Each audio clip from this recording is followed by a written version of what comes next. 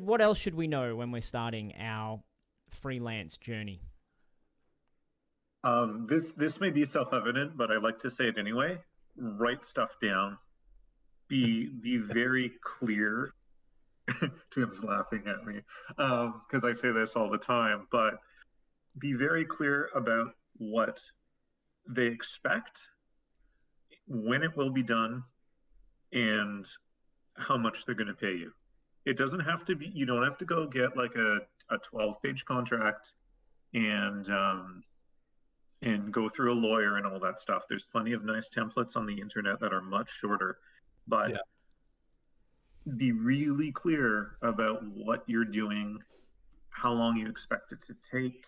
And I'd love to talk about estimating in a minute, but how long you expect it to take, and then how much they're going to pay you. And if you don't have a pre-existing relationship with the client, I will always advise asking for a deposit. Like outside of Rick's example, where you're really starting out, you're really new, and you just want to get something in your portfolio, you just want to start building a network, and you're like, this logo, I'll do some concepts for $20.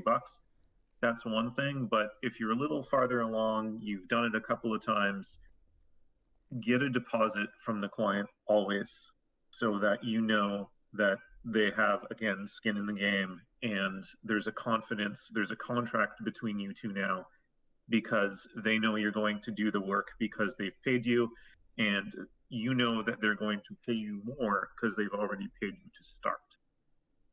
Yeah.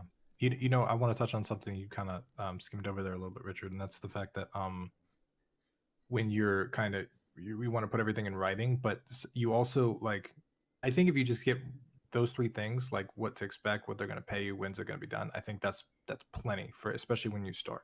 But one of the things you start to notice after you do stuff is there are kind of a method and a workflow to the way that you work. And then there are also sometimes clients that will kind of take advantage of that workflow.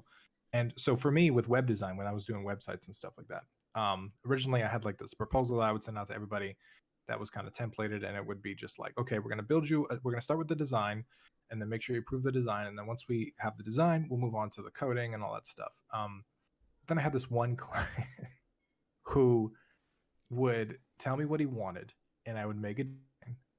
Sometimes I'd make 2 or 3 designs, and then he'd pick one, and then he'd come back like that night or the next day and just, I want this, and I want this, and I want to add this, and I want to add this.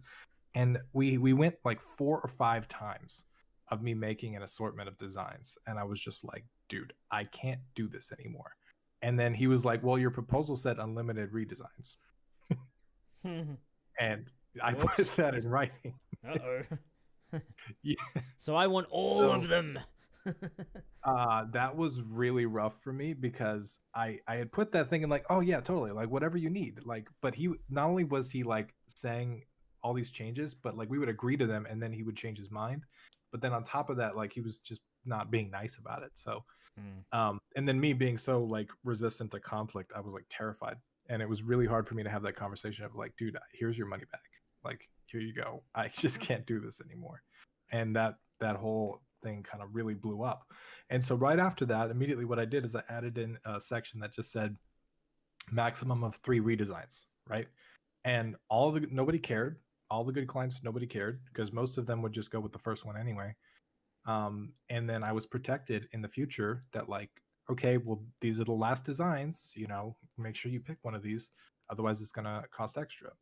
And I think that, so you start to, anyway, there's a long story, but just you start to learn all these different things that you want to kind of put in writing, and you want to set the expectations up front so that you don't end up in scenarios like that, like the never ending cycle, or where people can really take advantage of you, Yeah, my favorite 3 words when I'm dealing with a new client are not to exceed, which can be called NTE in a contract. But if you're doing something hourly, like programming, for instance, or writing, we do a lot of marketing work at Cantankerous, so writing ads, blogs, articles, website copy, things like that. So sometimes you don't know how long something is going to take, and maybe the client isn't as familiar with it as well.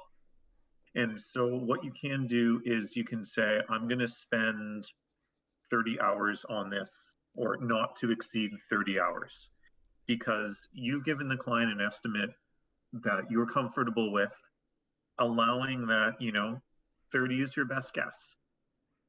And the client is comfortable because they know there's a price cap on your work, right? Whereas if you say, I'm going to build you this web page and I think it'll take 30 hours, but we'll see. In their head, they're like, oh my God, he's going to charge me for 400 hours and my kids aren't going to go to college. So just those simple words, not to exceed, can protect both of you. That makes a lot of sense. I wish I would have known you, Richard, when I started freelancing.